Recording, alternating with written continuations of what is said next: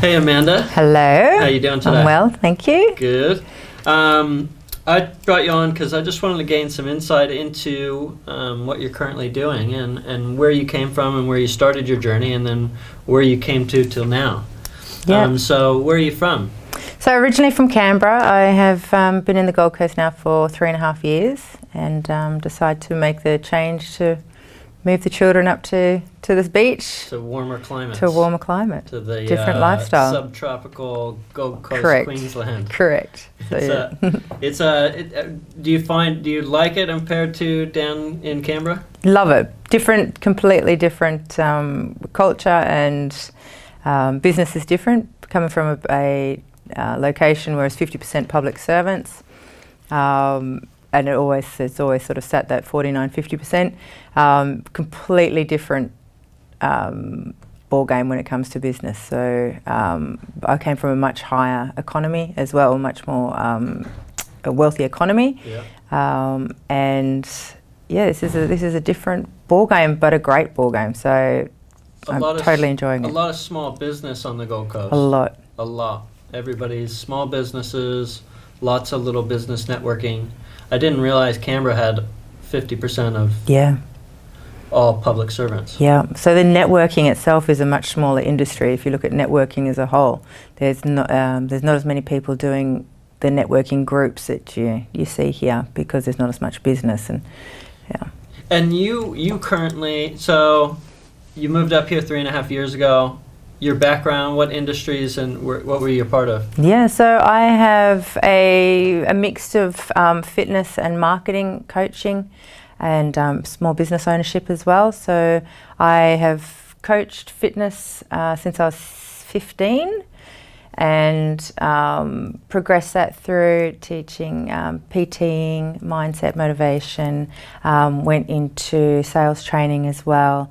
And of course have taught my own staff, so trained 20 staff through various mindset, again a lot of the ability to teach and present to teams, and I've also worked in media and marketing for 15 years, so radio, print, television, digital, and have owned small business for 15 years. So my husband and I bought and sold a number of businesses and did really well out of that. My last business I sold 18 months ago, my last bricks and mortar business I sold 18 months ago, that was out of Canberra. And that was a female-only fitness studio that I owned for 10 years. With that, we won a lot of national awards, Fitness Australia Awards, Fitness Australia Gold Awards, Telstra Women in Business Awards for innovation, Telstra Awards finalists, and I had 20 staff and retained those staff pretty much the whole time. So it was a thriving business. It was a great business. And so what are you currently, after all that journey, what are you currently doing here on the Gold Coast? So currently I work work with a license for the Trusted Advisor Network. Under that, we run the local business network in Burleigh, and I look after business owners and their requirements and help them build their ideal business. So I've tried to figure this out with the structure of that. How does that work? How is it?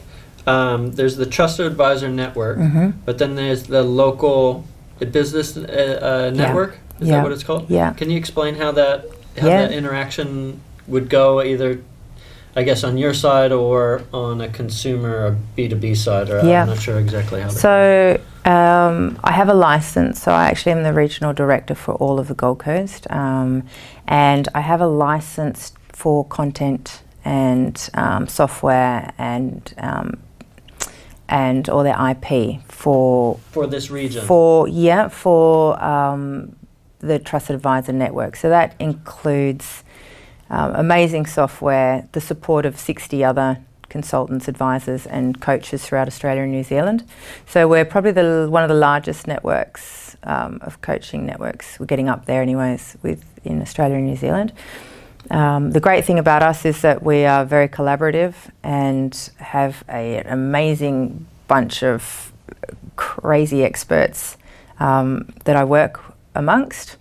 So I do own my own business, but I have access to all of the content and everything else that Trusted Advisor delivers, along with all the other advisors. Then underneath that, I run, so that enables me to work with clients one-on-one. And then underneath that, I run the local business network for Burleigh. So you'll see a number of these popping up throughout Gold Coast, including existing one in Southport, and there's another one that's about to pop up in Nerang. And there's a few others in the pipeline as well. So we are, I guess, experts in our region, and we deliver group training or group business owner boardroom sessions to small to medium business throughout these areas. And our goal is to create solutions for what we call $20,000 problems. So finding problems within businesses that will thereabouts make a difference of about $20,000. So that's how we can build businesses, and that could be through sales or through marketing or through margins or through their people, however it is that we train. And so how is that orchestrated? What format is that in, a group setting or? So that's in group setting, yeah. So that runs fortnightly. So we'll run a classroom, then the next fortnight will follow with a boardroom, and the next fortnight will follow with a workroom, so more implementation. So just go through different topics and watch these businesses grow. So this has been running for over 6 years throughout Australia and New Zealand, but it's just entered the Gold Coast recently. So something we're very excited about, obviously, because we know it gets great results for businesses. So I found it fascinating because I had an idea, a similar idea, a small group setting where you have a group of people that are focusing specifically on your business, and you're addressing specific topics, let's say weekly or monthly, and you're actually practically trying to help the other businesses out. And when I came to your demonstration of it, I was blown away because it was the setting that I was kind of looking for. I had the idea, but I didn't know how to put it into practice, and I just thought it was very beneficial because we were all sitting around, 5 of us around a table, and discussing exactly what's going on with my business and how to solve the problems that I'm currently facing. And so I think that adds so much value. And I was thinking my vision of it was, if you could create a larger group of people that are just a networking group, and then you send them off into these smaller groups of 5 people that are going to work corely on your business and their business. You're giving to one another. If there was some type of interaction like that, I think it would be very, very beneficial. I see a lot of these B&Is and things out there, but they're just referring business on. So they're networking groups, but they're not working on the core problem of my business. And so I found that that's where your product differed. Yeah, and it's the law of reciprocation, where you give it back, you give and you give back. And what you saw was a very small group session, and your thinking is in existence. So there are people within my network that are running big groups, 20 plus. We also work joint ventures with other organisations. So we've currently got, and now I've got currently a number of those in the pipeline doing the same thing. So the method of adding value to other people's clients, client lists and client database is enormous. This can be taken. I'm currently in discussions with other groups who we would deliver these services to online. So we can do it face to face, or we can do it online. So, yeah, the difference with us, I guess, is that it's not networking, it's not fluffy, it's meaty, and everyone walks away with a ton of ideas that they can implement into their business. And we hold as much accountability as we can within a group setting. It's a lot harder, of course, one-on-one setting. My role is to maintain accountability for my clients and myself. But in groups it is harder, but it is what it is, and we do our best to maintain that accountability through workroom. So is that Trust Advisor Network just in Australia and New Zealand? Or are they moving into other countries? There is growth happening. Yeah. Gotcha. Yeah. Gotcha. Yeah. Yeah, because I could see it being very beneficial in the United States. Absolutely. I think that would be a good market for them, and the numbers would support that. Yeah. Yeah. It's adaptable, and I guess the content is relevant whether you're a one-man band or whether you're a large manufacturing firm. A number of the people within our organisation are manufacturing experts who have consulted to the manufacturing industry for years, and they can apply these same philosophies and techniques into large firms who are turning over $50 million a year or whatever it is. Or we can do the same thing for someone who's turning over, I think one of our smaller clients are around turning over $60,000 a year. But the growth potential is huge. I think it is, because just having that, just sitting in a room with 5 other minds it's a mastermind group. It's a mastermind. It's a mastermind group, and that was my vision of a mastermind group. I approached some other people with this idea before, and they're like, "Well, there's networking groups out there." And I'm like, "No, that's not what I'm talking about. I'm talking about a mastermind group, somebody that's going to practically help my business." Yeah, I think there are mastermind groups floating around. They do exist. The difference with us is that we also add content to it. So a mastermind group can live forever, but ours is also structured questions. It's structured. Yeah. That's the difference, is that it's a structured format that you're going to actually work on a specific part of your business. And specific topics that we know. I guess, look, there's so much thought has gone into this, into the Trust Advisor Network. It's not just something that was built in a day, and they've been really intelligent in how they present using NLP strategies, but also in the questions that are posed or that are open to being posed, because we know that they will get the best returns for the business. There's a lot of thought been gone into it. So what are some of those topics that you do touch on? Well, I guess we know that money can be made or lost in sort of 3 different areas within business, and that's in the marketing of the business. So you can either make or lose money in marketing, you can make or lose money in margins, and you can make or lose money in your people. So the questions are geared around those particular areas, and that's how we can keep people on track using specific terms and specific questioning. Nice. So currently you're growing throughout the Gold Coast. Mm-hmm. I've seen the one popping up in Southport on Facebook. I think Meetup or one of those formats you're starting to market. What other forms of marketing are you guys using? Yeah, we also use a call centre, which has just been implemented. So that's an interesting strategy. And that's just to get our name into the market and see it's something that we're testing, which is going quite well. And we also rely heavily on face-to-face. So, we don't try to be an online marketer. That's not what we are. We use Facebook as one of our platforms. We use LinkedIn as one of our platforms strategically. Again, it's all direct. There's no investment made into advertising per se. Everything we do is organic, and we're not looking for huge numbers. This is not a volume game. This is a specific person that we're looking for who needs to be coachable, who needs to be open-minded, who needs to want to grow their business, who understands the value that we can bring to their company. And not everyone, it's funny because if you're an elite sports person, you've got a coach. If you're a child who needs help, you've got a tutor. We're all surrounded by support, but when it comes to owning a business, it's a different ballgame. Sometimes people find that a hard pill to swallow, and And I myself was one of those people owning businesses. I didn't have a coach, and man, I wish I did.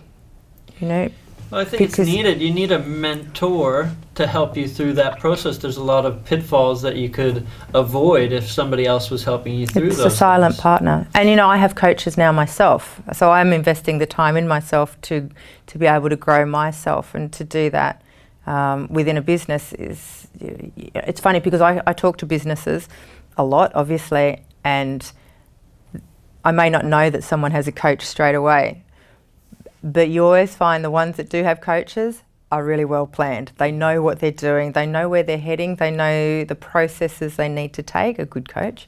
And those that really are struggling with time, they're struggling with their people, they're struggling with their income, they're struggling trying to grow their business. So it's interesting. It's almost like a board of directors. It's a silent partner. It's those people that are kind of at an arm's length from your business, and they're going to tell you the truth on what you need to do and how to accomplish it, and whether to bring in other people to do something, or outsource this, or maybe think of it this way. That's right. Or do these different things that you're not going to see from the angle that you're currently sitting in. No. And my role's not to sit into someone's office and advise. That's not my role. My role is to support and to add value, but also to hold you accountable. If you're going to say we're going to do something, then we do that, and we open the mind up, and we use NLP strategies as well as business strategies. So it's, you know, it's I would never do it any other way now, and I know that my fee is covered. I can make up for my fee. And then some, easily, for businesses, providing that they do the activities. Yeah, I think that's the next step, is that you can get all this advice and you can get this direction. Is it gonna be implemented? Do those people have the time to implement it? Are they doing that efficiently? The question comes, how much is it worth to you? You'll find the time. You know, time is an excuse. Time in reality is an excuse. It's being busy doing things that aren't going to make you money. So people need to, that's a mindset. Time. We've worked with exceptionally busy businesses, crazy busy businesses.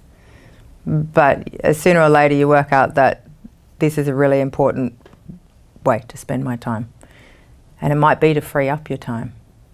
Well, it's either create those efficiencies where you can, or possibly, if you're not good at something, then outsource those specific things. I can't sit here doing this if I don't have some backup on the back end. So maybe delegating some of that down, or hiring somebody on, depending on where you're at with your business. And we look at personality types as well. So there's full personality, a leadership analysis, reporting as well that goes into it, just so you can, I guess, get a gauge of yourself and see where your strengths are, and where maybe things in your workplace are causing you stress, and exactly that, to be able to delegate that or move that out of your life, to create a happier environment for you or your staff. So yeah, there's every sort of facet of broad range management we go into. And so who, is it small business that's your target market? Small to medium. Small to medium-sized business? Yeah. And that's pretty much the vast majority of Australia. It's small to medium-sized business. Not that many large businesses here anyway. Yeah. So, and it's you know, if we see the need to get specialists in, we get specialists, you know, we encourage you to get specialists in. We're not pretending to be experts in logistics or something like that. That's not what it's about. It's about making you understand the needs, what your business needs, or how to best manage it. Best practices. Where your current shortfalls are, and how to, and just identifying those shortfalls, so you know where they are. And what it means to you to be able to change those shortfalls. That's the value that I got out of it. Yeah, very much so. Yeah. So, as far as your, you were studying your master's of business. You have an undergraduate in business. I'm as well. finished. Yeah, I'm finishing that off. Yeah. So marketing, getting the master's completed. Yeah. And has been put on hold for a little while. So how did it's you going find back that today. To start that. Yeah, it's good. I love learning. I love learning. So, and I always had a rule for myself that if I wasn't winning awards, I was studying. So I've gone through digital, business, and marketing was always something that I was doing in my life and loved. So that was sort of my next step. So I really enjoy the art of learning and growth, personal growth. And what do you currently see? How do you see the market growing as far as, let's say, marketing or in those areas of learning? Where do you see it all starting to take shape as far as, let's say, in the marketing field? Is it social media? Is it online? Or is it still, like you said, that networking, B2B, understanding that person's business and purely word of mouth? Yeah, look, I think digital digital, the opportunity to communicate digitally is great, but we're all humans still, and I think that's depending on the transaction type. For businesses such as myself, face-to-face is, for me, is the best method of communication. I might be able to attract people into my space digitally, but the communication, it has to happen either face-to-face or on a Zoom call, or at least, we can't pretend that we're not humans. And that's where trust and relationships are built. It's very hard to build trust online. And that's exactly it. I think I can start that process face-to-face, but it has to be face-to-face. I have to know you personally. And then I can kind of keep in contact, and I can keep you at top of mind through these other mediums. Because at that point, then it's the kind of this social interaction from there that you can watch my podcast, or you can watch my video, and you can interact with it, and you can think, oh, Josh is on there again. I'm gonna have a look. Yeah. So there can be a post interaction, but initially, for me to really want to engage, there has to be something different. I have to really want to engage. And this is true, however, I think long-term digital engagement will affect your loyalty in the end, because where our attention spans to loyalty don't last forever, and unless you're re-engaging on a face-to-face level, that loyalty is not long-term. I mean, face-to-face is very easy to turn off. Face-to-face digitally is very easy to turn off from. It's very hard to turn your back on someone face-to-face. So even if it's an annual human-to-human meeting, I think because it's tardiness. It's tardiness at the end of the day, and people don't engage as warmly as what they do face-to-face. So gotcha. That's an interesting. So I think your loyalty will drop off for continuing just to do digital. Are there any technologies that you're currently facing in your business that you're using or that you're seeing that are currently disrupting certain maybe businesses that you're working with or anything like that? No, not personally. There's not. Because again, face-to-face is not... we use technology to communicate long distance, but no. No, not for me. It's not affecting my business personally. Gotcha. Do you use any software systems or anything like that in your current business? Yeah, so we have some financial analysis tools, some high range financial analysis tools that allow me to sort of see leaks in the businesses from different aspects of the business, whether it's the people or the margins or the marketing or the productivity. I can see where there's some tightening up, so we can kind of look at, I guess, the sensitivity of a business, which enables me to then look for opportunities to make money immediately. So for me, when I go into a business, my first goal is to find my fee and get my money back that they're investing in me back into that business, first of all. So yeah, that sensitivity tool enables me to see where there's some gaps in the business. And we've found throughout the network, I was talking to someone the other week, they found $600,000 worth of missing money in a business. I found $250,000 not long ago. So these are just little tighteners that you can do that will make some great differences to business. That would be, I would assume, it's probably managerial accounting type of software or something like that that's going to give me visibility on certain areas of the business that aren't performing as well, as depending on that business model. Yeah, I guess all business models to a degree are the same. It's more about just being able to be a little bit more productive, or a little bit, a bit better suppliers, or tighten up the margins a little bit. Find more productivity in your people. If we can do that by 5%, what does it mean to your bottom line? Yeah. Over the space of 12 months. Where can we find you as far as the Trusted Advisor Network? Where can we find all that info? Where can new dates, things like that, and where can we find you personally? Yep. So Trusted Advisor Network is pretty low key. It's more the local business network is where I promote from a B2B communication. Yeah. So you can find me at the Local Business Network in Burleigh on Facebook, so the Local Business Network.